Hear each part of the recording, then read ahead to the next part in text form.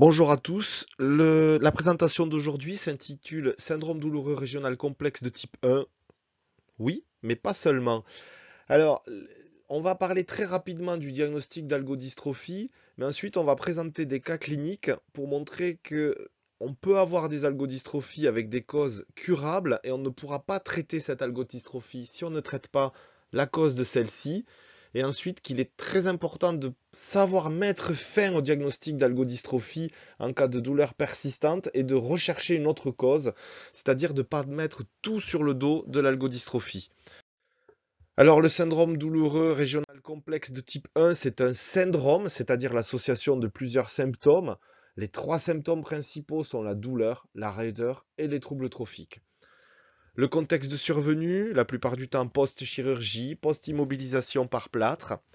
Le diabète, la pose de pacemaker qui peut être responsable de capsulite rétractile, les traumatismes avec les fractures du poignet responsables d'algodystrophie de la main, certains médicaments, chez les épileptiques, par exemple le Gardénal, et parfois on n'a aucune cause retrouvée à l'algodystrophie.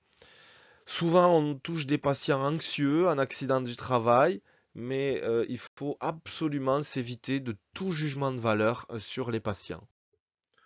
Les localisations principales, on l'a dit, au niveau des épaules, avec le syndrome épaule-main qui correspond à une capsulite rétractile d'épaule associée à une algodystrophie de la main. Donc devant toute capsulite rétractile d'épaule, il est très important de vérifier l'état clinique de la main avec les troubles trophiques et le défaut d'enroulement des doigts. L'algodystrophie du poignet et de la main, post-traumatique, je l'ai dit précédemment, par exemple post-fracture du radius. L'algodystrophie du genou, post-arthroscopie, post-ligamentoplastie du genou. Les algodystrophies de cheville, post-entorse, post-fracture malléolaire. Et dans des cas exceptionnels, des algodystrophies de hanche et de coude, vraiment beaucoup plus rares. Donc je l'ai dit, c'est un syndrome avec trois symptômes, douleur, raideur, troubles trophiques. La douleur dans l'algodystrophie est mixte, inflammatoire, réveille le patient la nuit, mais avec une composante neuropathique importante qu'il faudra rechercher grâce au questionnaire DN4. Est-ce qu'il y a une brûlure, une sensation de froid douloureux, des décharges électriques, des picotements, des engourdissements, des démangeaisons? Est-ce que l'on a une allodynie qui correspond à la stimulation, la douleur à la stimulation non douloureuse? Je caresse la main par exemple et je déclenche une douleur. Une hyperesthésie où je vais piquer la main et je vais avoir en réponse une douleur beaucoup plus importante euh, que la douleur présente normalement lors de cette stimulation à la piqûre. Le deuxième symptôme va être la raideur avec une articulation qui va progressivement s'enraidir et donc on aura une diminution des amplitudes articulaires passives et actives. Je l'ai dit sur le précédent topo que vous pouvez retrouver sur la chaîne, le topo sur la capsulite rétractile. Quand vous examinez, quand vous faites par exemple une échographie d'épaule, il est très important de rechercher en premier les amplitudes articulaires passives parce que devant une capsulite rétractile, la plupart du temps, vous allez avoir une échographie d'épaule normale. Donc si vous n'avez pas fait vos amplitudes articulaires passives, eh bien vous allez passer à côté et vous allez conclure à écho d'épaule normale.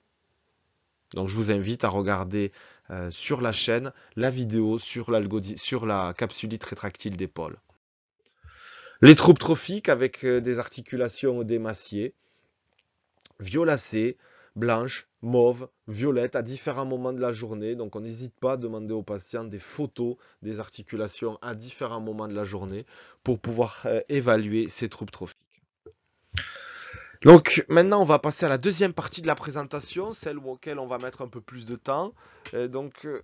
C'est d'exemples de différents cas cliniques que j'ai eu à prendre en charge, où on va essayer de montrer qu'il faut rechercher une cause curable à l'algodystrophie et savoir mettre fin au diagnostic d'algodystrophie, avec également savoir travailler en concertation avec l'équipe de chirurgie orthopédique.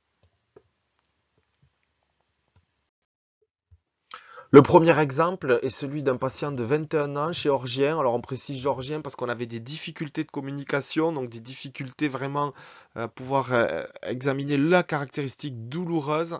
Faire un DN4 en géorgien, bien on n'y arrivait pas. C'est un patient qui chute avec fracture bimalléolaire de la cheville gauche en juillet 2014. Il est ostéosynthésé avec vis-plaque, puis plâtre. Et puis à l'ablation du plâtre, il n'a jamais pu poser le pied par terre en raison de violentes douleurs. Apparition progressive d'un syndrome douloureux régional complexe de type 1, avec douleur, raideur, troubles trophiques. Il est adressé en novembre 2014 en rééducation fonctionnelle. À l'examen clinique, on retrouve une raideur majeure avec un équin de cheville de plus de 40 degrés. Les troubles trophiques étaient extrêmement importants avec une cheville très augmentée de volume, très érythémateuse, des douleurs insupportables avec une caractéristique d'allodynie et d'hyperesthésie. Depuis le début de sa fracture, il n'a jamais pu obtenir un appui. Donc la question que je m'étais posée à l'époque, c'est est-ce que le fait qu'il n'ait pas appuyé ait provoqué le syndrome douloureux régional complexe, ou est-ce que c'est le fait d'avoir un syndrome douloureux régional complexe qui l'empêche d'appuyer? Donc est-ce que c'est la poule qui fait l'œuf ou l'œuf qui fait la poule? En regardant plus précisément les radios, on s'aperçoit qu'une des vis malléolaires dépasse un petit peu de la fibula. Est-ce que cette vis pourrait être responsable d'un conflit avec le talus empêchant l'appui? Donc ça, c'est vraiment la question que l'on s'est posée. Et heureusement, à Limoges, on a de bonnes relations avec le service d'orthopédie. Et donc, du coup, on a appelé nos collègues d'orthopédie en disant est-ce que cette vis ne pourrait pas être en conflit? Est-ce qu'il ne faudrait pas enlever cette vis? Donc le chirurgien en 2015 de chirurgie orthopédique a effectué l'ablation de la vis, ce qui est toujours, et ça je le conçois tout à fait, toujours difficile pour un chirurgien orthopédique d'agir sur une algodystrophie. Et c'est pour cela que c'est très important d'avoir une excellente relation avec eux, et ce qui était le cas sur ce dossier. Excellente relation avec le service d'orthopédie. Donc l'ablation du matériel est réalisée en janvier 2015 et dès l'ablation du matériel, on parvient à récupérer l'équin et diminuer les douleurs trophiques. Je me souviens, on avait fait des bisphosphonates et de la corticothérapie Peros pour diminuer les douleurs trophiques. Il persistait par contre toujours une douleur à l'appui, donc là aussi, eh bien, on se posait des questions. Pourquoi on a une récupération de l'équin et une diminution des troubles trophiques avec persistance des douleurs à l'appui? On avait fait donc un arthroscanner de cheville qui avait retrouvé une fibrose ici cicatricielle de toute la partie latérale de l'articulation et puis surtout une composante de fracture trimalléolaire qui était passée inaperçue lors de la fracture initiale.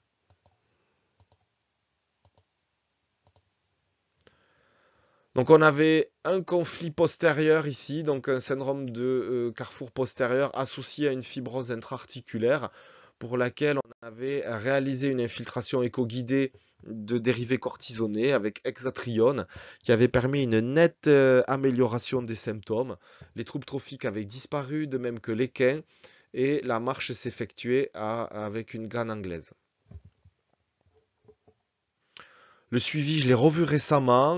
Il marche sans canne, sans appui et il n'a pas de douleur. Par contre, il n'a jamais pu reprendre l'activité sportive.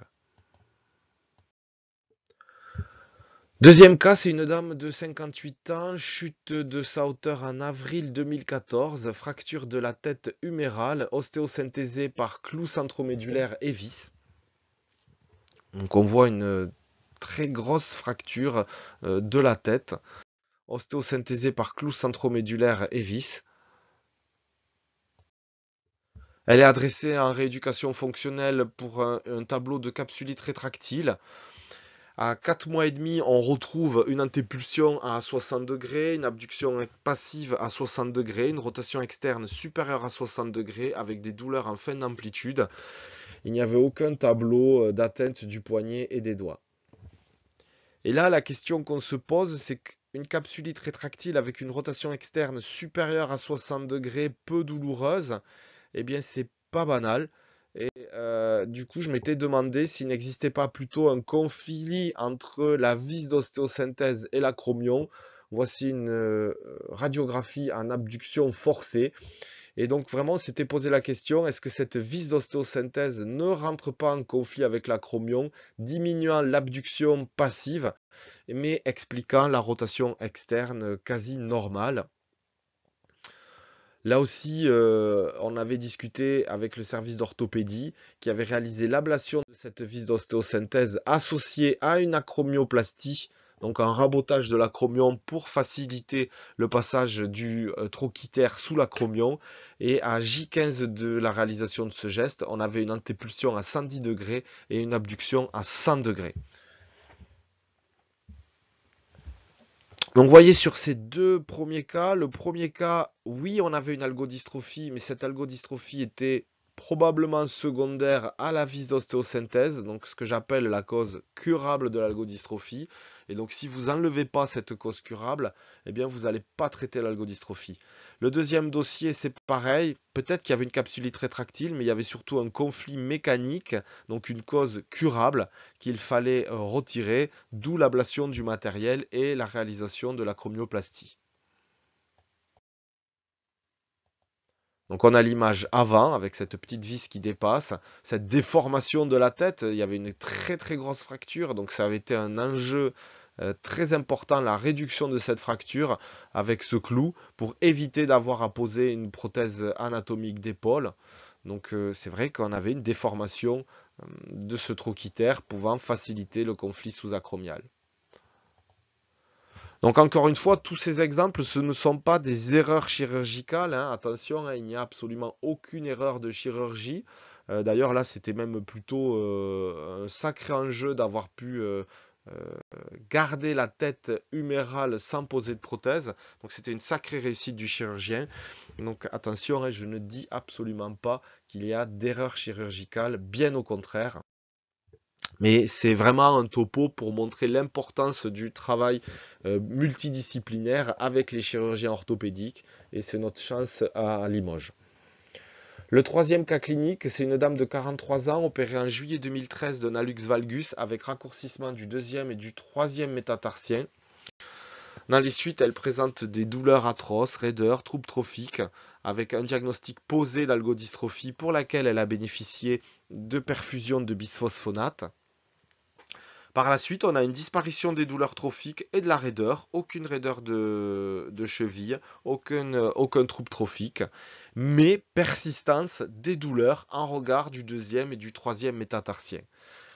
Elle a eu de la toxine à visée antalgique, de la neurostimulation transcutanée, du Tegretol, du Lyrica, aucune amélioration.